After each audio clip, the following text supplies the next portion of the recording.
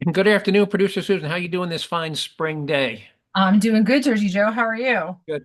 How many times have you had to mow your lawn so far? One and a half. One and a half. Okay. I did my first like full lawn mow job on Sunday, and I had did like just where the dogs go, I had mowed it quickly the weekend prior, so there was no ticks. But I will notice, and I probably get about 15 later minutes of daylight than you get, but we've crossed the 8 p.m. mark as far as our sunset. I know Uh, that you're a little bit darker about 15 minutes before yep. me. So, so how often do you do it? Once a week, every 10 days? What's your schedule? This time of year, once a week. Once a week. That's about where we are. Usually by like 4th of July, I can cut back to like every other week. All right. All right. Hey, got a ton of, yeah, so I think you said you heard me talk on the radio last night, and Yeah. yep.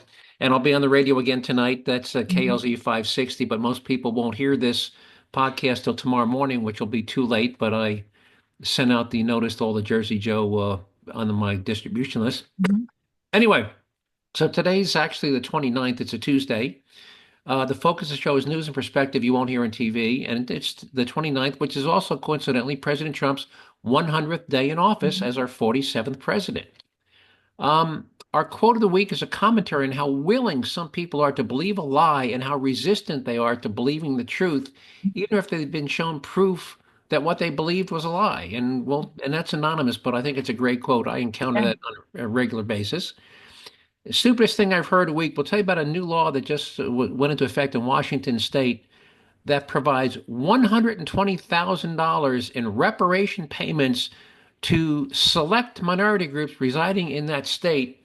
And I guarantee you it will be quickly overturned by the first federal court um, it gets to, because you can't discriminate under Title VII of the 19 Civil Rights Act of 1964 and the U.S. Constitution about who gets certain benefits.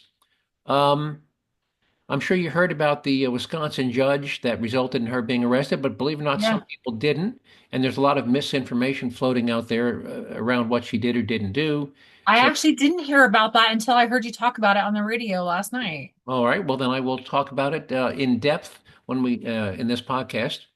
And then in a related story, there was actually a New Mexico judge and his wife were both arrested for harboring a wanted illegal alien.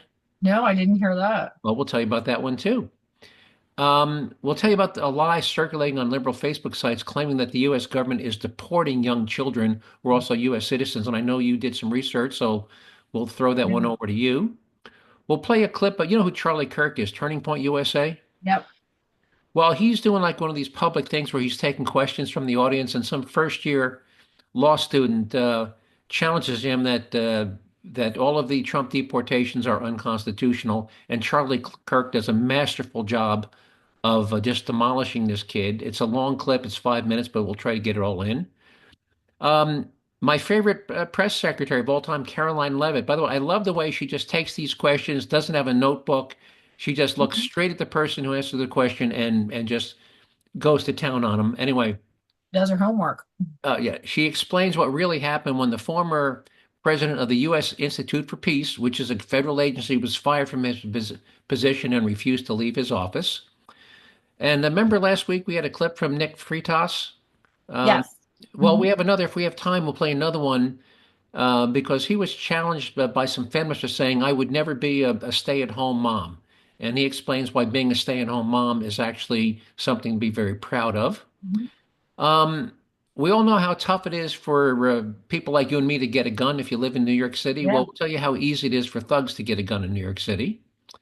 And don't know if you heard about the mass murder that took in place in Vancouver, Canada over the I weekend. I didn't hear about that on the news, but I heard you talk about it last night on the radio, and Well, that's for just those, well, for those who terrible. didn't hear about it, didn't hear me on the radio, we'll tell you what kind of weapon that mass murderer used to kill Mhm. 11 people in under 60 seconds. And our taxpayer relief shot segment this week comes to us from none other than Polk County, where Sheriff Grady Judd tells us what happened to the thug that shot at two of his deputies. Mm. What do you think happened Yeah, there? I can imagine because they like their guns down in Polk County. Yeah. Well, and these were his deputies that got Mhm. shot. Anyway, all right. So here's our quote of the week. We got so much to go through. And by the way, I hope you set your timer. Yeah, I did. All right. So here's our quote of the week. And I encounter this on a daily basis. And here's a quote. It's by Anonymous. It's incredible that so many people require little to no proof to believe a lie, yet endless proof to the contrary won't get them to change their mind. Have you ever Yeah, encountered this? absolutely. We talk about useful idiots. I mean, people will come out and they'll repeat stuff, they've read on the liberal website, and you'll say, that's not correct, and here's the proof it isn't correct. And it could be something from the U.S. Treasury, something from the IRS, something from the Congressional Budget Office, something, but no, no, no, that's fake. Your proof is no good. That Mhm. it's just incredible. I think there must be a state in this country called denial, because some of these people, once they get something into their head, they become invested in believing it. And remember, Mark Twain said, "It is far easier to fool somebody than to convince them that they've been fooled."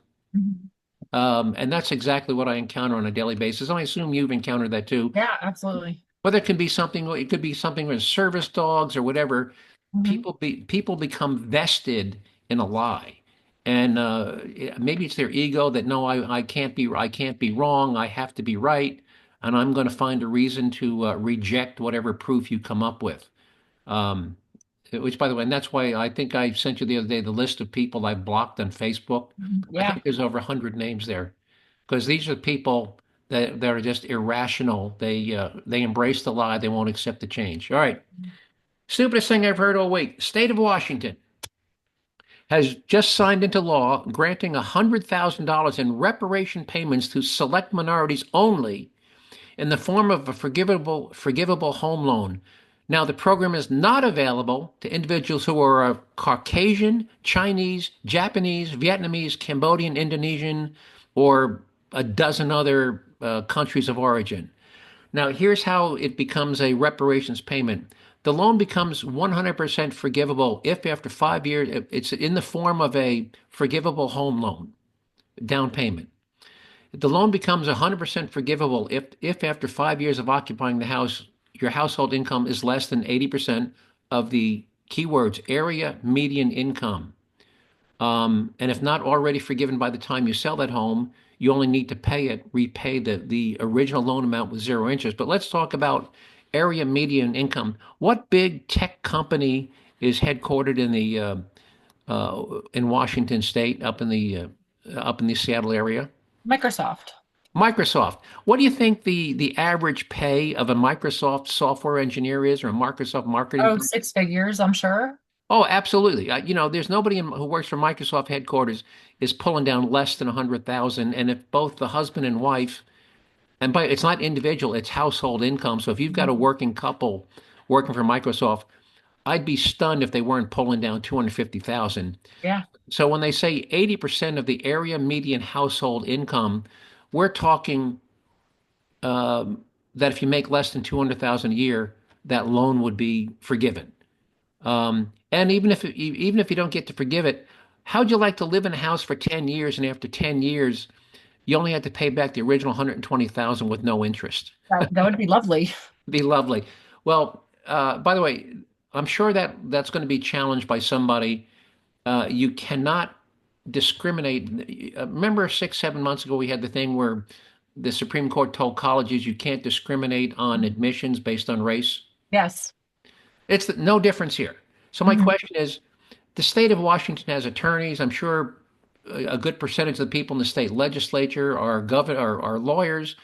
They must know this law will never withstand a legal challenge. So why do they even bother to pass it? Is it just to get brownie points? Like, well, we tried to do things for you. What Yeah, I don't know.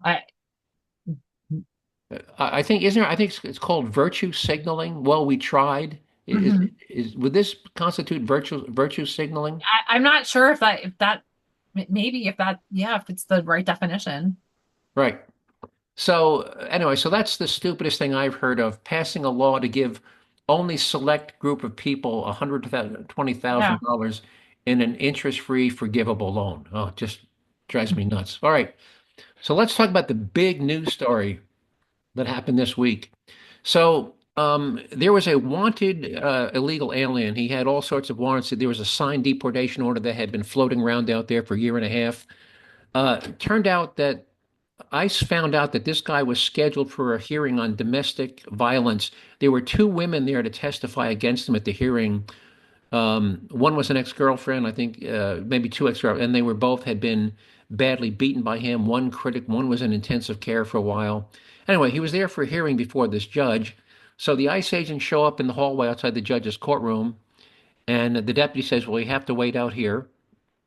And he goes in and he tells the judge, who's a woman, her name was Judge Dugan, that there's some ICE agents out in the hallway here about so and so, the guy.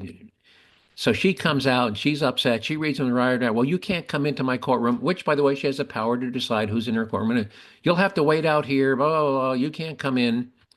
Anyway, so they just, and there was ICE agents and an FBI agent. There was like four, five, six of them. Anyway, so they proceed to wait in the hallway. And in the middle of this guy's hearing, the judge motions to this guy's defense attorney, says, "Come, come over. I want to talk to you." Now, by the way, that's called ex parte.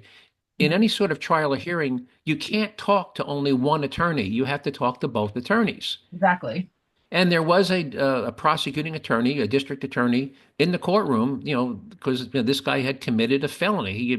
He assaulted these two women. Anyway, so then his attorney, after talking to the judge, attorney motions to his client, and the judge says, "I want you to sit in the jury box," because there was no jury. This was just a hearing. And then the attorney goes back to his seat, and then the judge who has now stepped down from behind her bench. And by the way, the minute she stepped down from behind the bench, she was no longer acting as her capacity as a judge. She then motioned to the guy to get up and follow me, and she led him out of her courtroom through a jury door in the back of the courtroom into a non-public hallway, where he then went down the hallway and exited the courthouse through a locked fire exit. Now they finally caught him, but that was the ICE agents, clearly said, this woman was intentionally obstructing justice. And let me read you. This is from the criminal complaint filed against her, and this is a quote. "Despite having been advised of the administrative arrest warrant for the arrest of Flores Ruiz, Judge Dugan then escorted Flores Ruiz and his counsel out of the courtroom through the jury door, which leads to a non-public area of the courthouse. These events were also unusual for two reasons. First, the courtroom deputy had previously heard Judge Dugan direct people not to sit in the jury box because it was exclusively for the jury's use. Second, according to the courtroom deputy, only deputies, juries, court staff, and in-custody defendants being escorted by deputies use the back jury door. Defense attorneys and defendants who are not in custody have never used the jury door." So anyway, they say, "Well, Trump is going after judges." No, this woman ceased being a judge when she stepped down from behind her bench, um, and she's been arrested, booked. She mugshots. Anyway, I can't wait. I don't think she'll spend a day in jail, but at a minimum, she's going to be disbarred. I believe. I hope she gets disbarred. And this is a federal complaint. I believe she'll be disbarred and lose and no longer be a judge and no longer be able to work as an attorney. Any thoughts on her actions? Yeah, I mean, as a judge, she's held to a higher standard. She should know better. She knows the law. She knows. By Yeah, the way, she knows the law. yeah, there's a concept in the law called mens rea. It's Latin. Mens rea means guilty mind.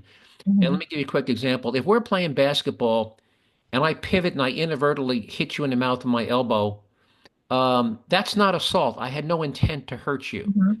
But if we're struggling and I intentionally take my elbow and punch you in the face with my elbow, that's That's assault. intent. Yeah. That's intent. So this judge clearly had, Mhm. mens rea. She had criminal intent when she did this. She's a judge. She knows the law. She knows it was illegal. She knows it was obstruction. So anyway, now, interestingly enough, last week, the Department of Justice has also arrested a New Mexico state judge and his wife for allegedly harboring a wanted Tren de Aragua gang member and helping him destroy evidence they personally took his cell phone that contained incriminating images, including pictures of two decapitated victims, Ah, text with other, I mean, there were two bodies with their heads cut off on his cell phone, text with other gang members. They personally took his cell phone, smashed it to pieces with a hammer, and then rather than putting it in their own trash, they drove the pieces and put the pieces of the smashed cell phone in a public dumpster. Public dumpster. So they've been arrested. That's in New Mexico. Now, by the way, when this happened, the individual was a still a sitting judge. He has since stepped down, and now they're facing felony charges of harboring a wanted fugitive. Oh, and they also gave this guy. He was living in a guest house on their property.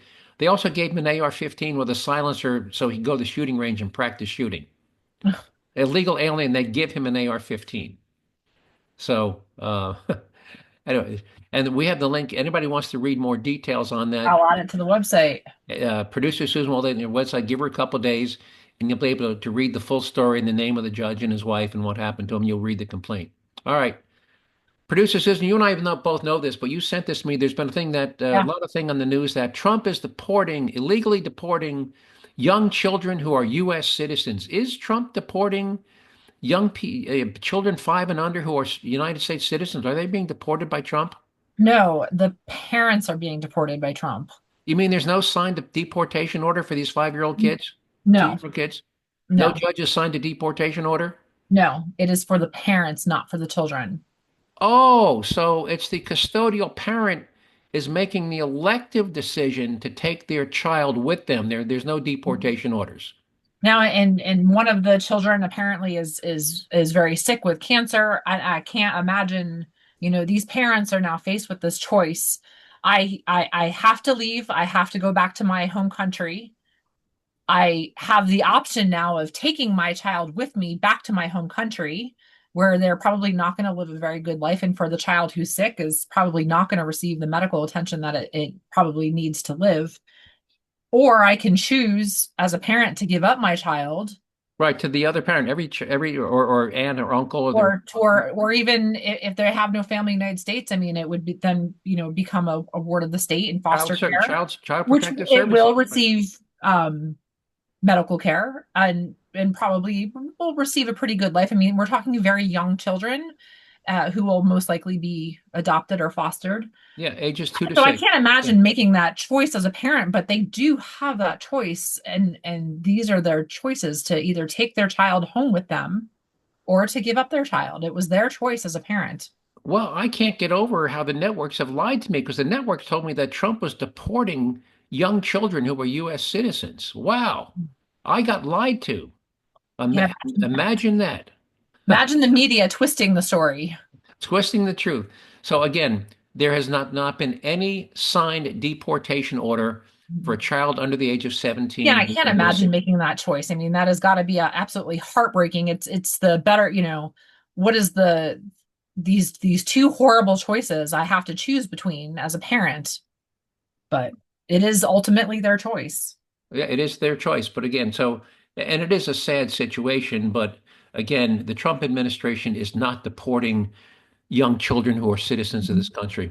So as long as we're on the topic of deportations, again, Charlie Kirk, he's at this public thing. Charlie Kirk is not afraid. He's in front of a big crowd. There must be 200 or 300 kids here, all of them college students. He's on a college campus somewhere. And this young man challenges him about telling him that he doesn't ask him, he tells him that what Trump is doing is unconstitutional. And it's about a 5-minute clip, but I love how Charlie handles this guy. Is if you believe that Trump's deportation of illegal immigrants is unconstitutional. Oh, it's very constitutional. Yeah. Okay.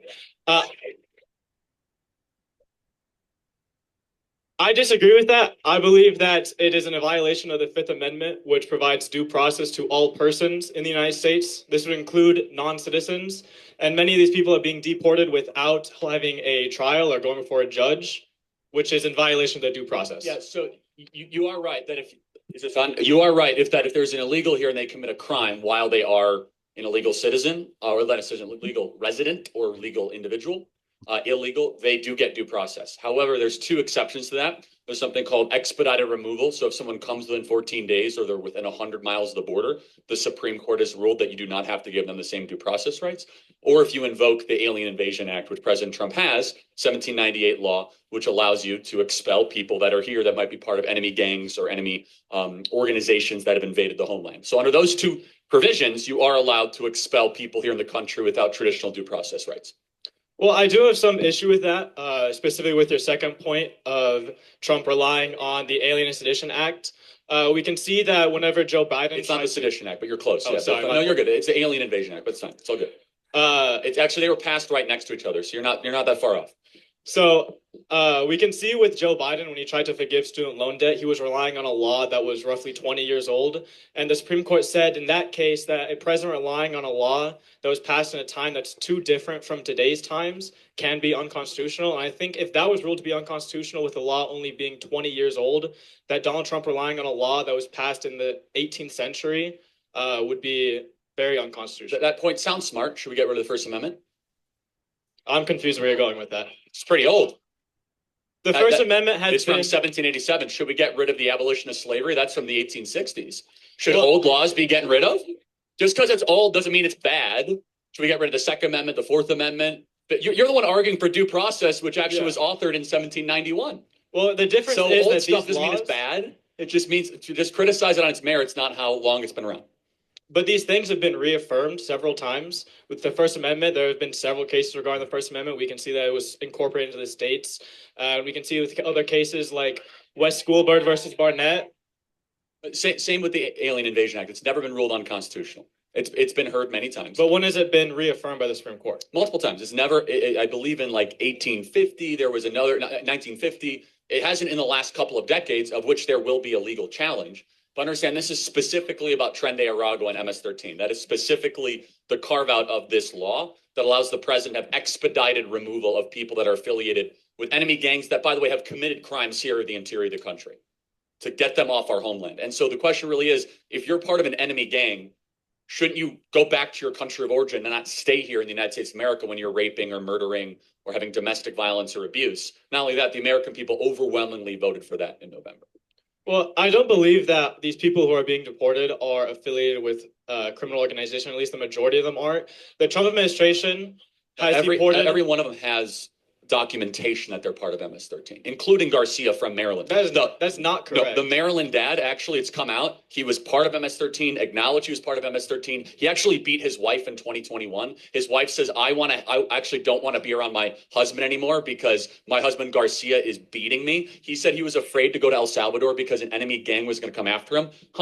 Enemy gang, that sounds like a gang member to me. And guess what? You should be happy. He's home. He's from El Salvador, and he's back in his country of origin. We sent him home. I'm going to cut it there. There's about another minute and a half if you want to listen. But had I you can heard post that? the whole thing on the website. I'm sorry?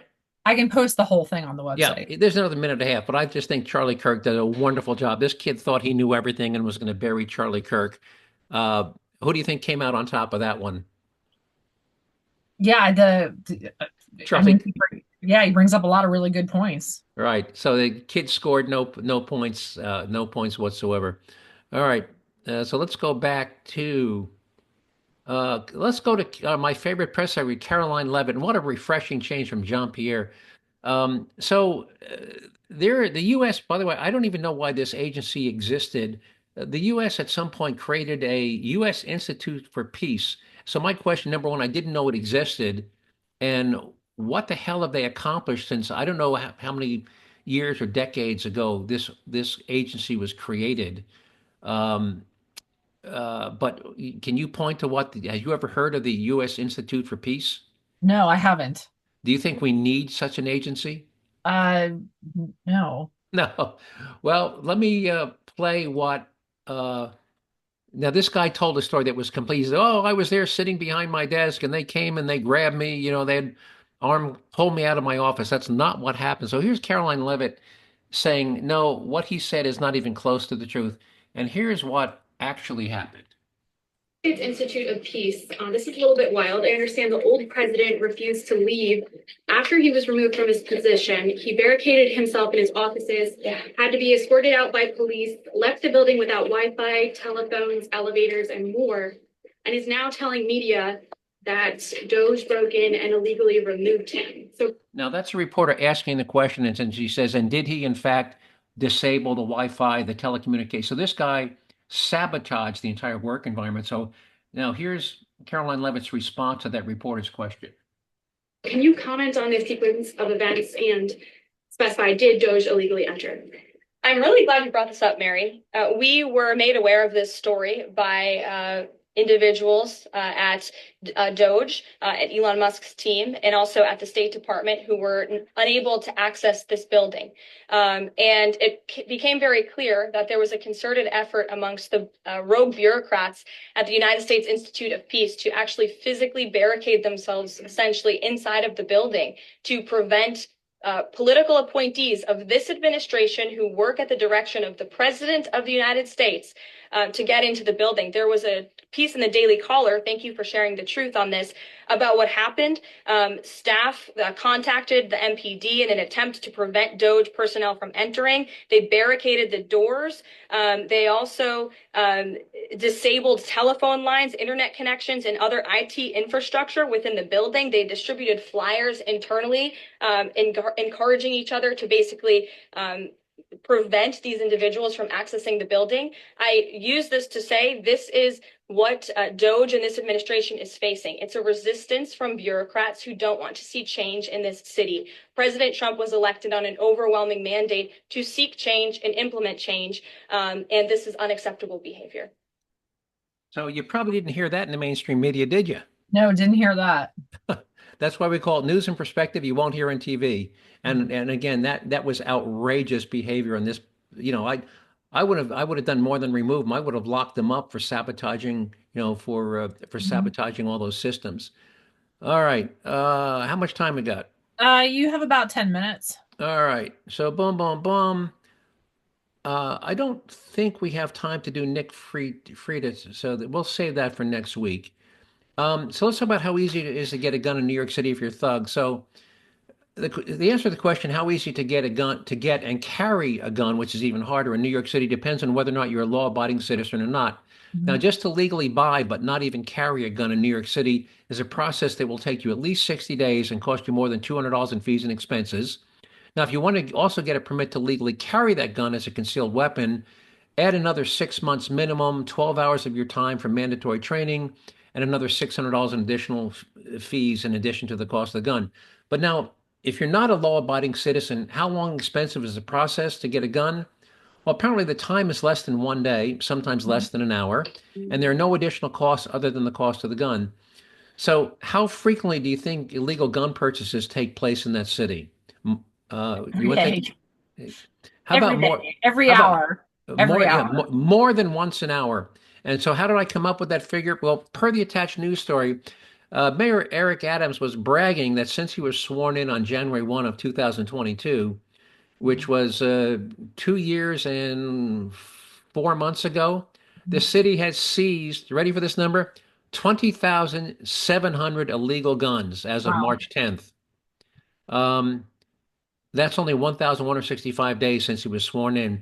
So now, if you believe that the 20,700 seized gun figure represents, if you were foolishly believe that the 20 represents every single illegal gun in the city, that would work out to 17.8 per day or one gun every 75 minutes. But if you generously assume that that figure represented even half of the illegal guns in that city, that figure drops to one gun being purchased every 38 minutes. And if you cynically believe, like I do, that the figure represents less than 20% of the illegal guns in the hands of thugs in that city, the frequency of illegal gun purchase in that city skyrockets to one every 15 minutes, which is 4 per hour. Now, if that sounds like a lot like prohibition, when criminals became millionaires by operating black market distribution network for smuggled or homemade liquor, you would be right. And by the way, a lot of those guns are what they call ghost guns. They're manufactured in a back room somewhere, or people putting parts together to make a gun with no serial number. So isn't there a lot of parallels with prohibition? Yeah. Yeah, you create a profit motive for the criminals, and they're importing, they're buying them. They got straw buyers, they're buying them in other states, and of course, a lot of them come from drug. There are 3 burglaries an hour committed in this country, and in 1 out of 3 of those burglaries, the burglars are going to find 1 or more guns in the home, and so if a drug addict, by the way, if they're robbing 6, 7, 8 homes per day, at the end of the day, they're going to have half a dozen or more guns. They don't need a half a dozen. And if they do this every day, at the end of the week, they're going to have 40 or 50 guns. Well, they don't need 40 or 50 guns. Why do you think they're taking the guns? To keep them off the streets, out of the No, hands no, of no. Why is people. it? Why are the burglars? What are the burglars doing with 40 or 50 guns every week? Yeah, committing crimes. No, they're selling them. Quick cash for drugs. They don't want the guns. They want the But drugs. they're selling them to people who are most likely going to Yeah, be committing crimes. committing crimes, right? But that's where a large percentage of these guns are coming from. So people go, like in Chicago, if they trace the guns back, they find out that most of the drugs are coming from the suburbs. Well, that's because the drug addicts know where the guns are. They go over the border into Indiana, some of the rural areas. They burgle the homes. They bring them back to Chicago where the demand is highest. And that's what's happening in New York City. Mhm. And again, that figure is astounding. 20,700 illegal guns in 1,000 days. And that's just the ones they got. So let's move on to mass murders, as sad as this may be. So over the weekend, a guy killed 11 people and injured dozens of others in less than 67s. You want to guess, was it an AR-15 or an AK-47? And no, No. Well, how can you kill people? How can you kill 11 people in less than 60 seconds without an assault rifle? sadly, it happens quite frequently in this country and around the world. We heard about it at Christmas time at the German market. Yep. For those people that didn't hear the story, the guy simply drove his 6-year-old SUV into a crowd of people on the street and in under 60 seconds killed 11 people with his SUV. And people and politicians who think that you can prevent evil and or crazy people from killing a dozen or more innocent victims in less than a minute just by denying them access to a specific kind of weapon probably also believe that you can make a balloon smaller just by squeezing it in one place. It is absolutely not possible. Evil and crazy people will always find a way. And I challenge this. If you've got half a brain, just stop and think for a minute. How many different ways can you think of in 60 seconds to kill a dozen people in under a minute Exactly. without using a gun?